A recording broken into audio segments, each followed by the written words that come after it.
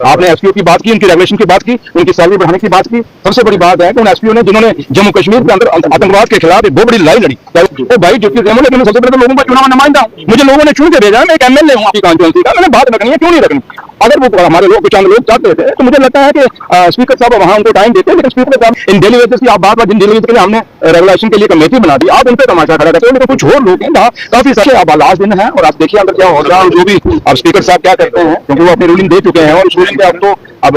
क्या करते हैं, रूलिंग को बैक पीछे ले नहीं सकते। लेकिन जो भी है उम्मीद यही करेंगे कि हाउस आज चलना चाहिए और अच्छे से चलना चाहिए, क्योंकि हाउस के अंदर लोगों के मसले मसाइल हैं। लेकिन बदकिस्मती है कि बीजेपी के लोग सुबह आके और दोपहर को हाउस के अंदर भी और सिर्फ मीडिया की अट्रैक्शन लेने के लिए वो वहाँ हंगामा खड़ा करते हैं। उनको ये पूछिए कि होम मिनिस्टर साहब यहाँ पे आए हुए थे, सुनील शर्मा साहब जो एलओपी हैं, लीडर ऑफ द हाउस है, मैं उनको पूछना चाहता हूँ कि अगर होम मिनिस्टर साहब आए थे, आपने एसपीओ की बात की, उनकी रेगुलेशन की बात की, उनकी सैलरी बढ़ाने की बात की। सबसे बड़ी बात है कि उन एसपीओ ने जिन्होंने जम्मू कश्मीर के अंदर आतंकवाद के खिलाफ एक बहुत बड़ी लड़ाई लड़ी, चाहे वो बीडीसी मेंबर थे, चाहे वो होम गार्ड थे हमारे, ये कुछ लोग थे जो होम मिनिस्ट्री से रिलेटेड हैं और उनकी बात रखने की जरूरत थी और उनको रेगुलाइज करने की बात थी। तो ये लोग इन 10 सालों में इनके दफ्तर में त्रिपुरा जाते रहे और लोगों के मसले और मसाइल पे एक दिन भी उन्होंने कोई बात नहीं की। वो एक तमाशा खड़ा करने की कोशिश की इन 2 दिनों के अंदर, और आज भी हमें लगता है कि वो तमाशा ही खड़ा करेंगे, क्योंकि उनको लोग जम्मू कश्मीर के लोगों से कोई प्यार नहीं, लोगों के कोई हमदर्दी नहीं। वो सिर्फ और सिर्फ चाहते हैं कि हमारे शाम को फोटो आ जाए, मीडिया में चढ़ जाए और लोग वाह क्या बोला ये सिर्फ। और मैं लोगों से अपील करूंगा जम्मू कश्मीर के और खासकर जम्मू सूबे जहां जहां से बीजेपी के लोग जीत के आए हैं, कि आप इनसे पूछिए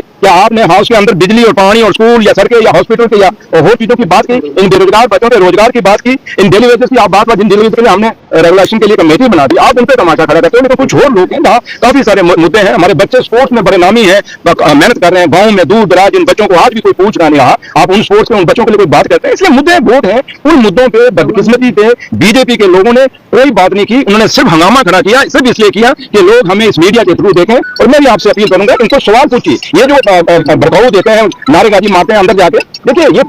हाउस है, वहाँ हमने कोई जलसा नहीं है, पॉलिटिकल पार्टी का जलसा नहीं होता, ये हाउस है जहाँ पे ऑफिसर बैठे होते हैं और आपने लोगों के मसले और मसाइल के जिस मकसद के आपने इनको जिता के भेजा उसको बात करना। देखिए मैं जहां तक ताल्लुक है, अब कुछ चीजें हैं क्योंकि मैं कुछ बात कहूंगा फिर वो कहेंगे डिप्टी सीएम ये कह गया। तो भाई डिप्टी सीएम, लेकिन सबसे पहले तो लोगों का चुनाव नुमाइंदा हूं, मुझे लोगों ने चुन के भेजा है, मैं एक एमएलए हूं आपकी कॉन्स्टिट्यूंसी का, मैंने बात रखनी है, क्यों नहीं रखनी। अगर वो हमारे लोग चंद लोग चाहते थे तो मुझे लगता है कि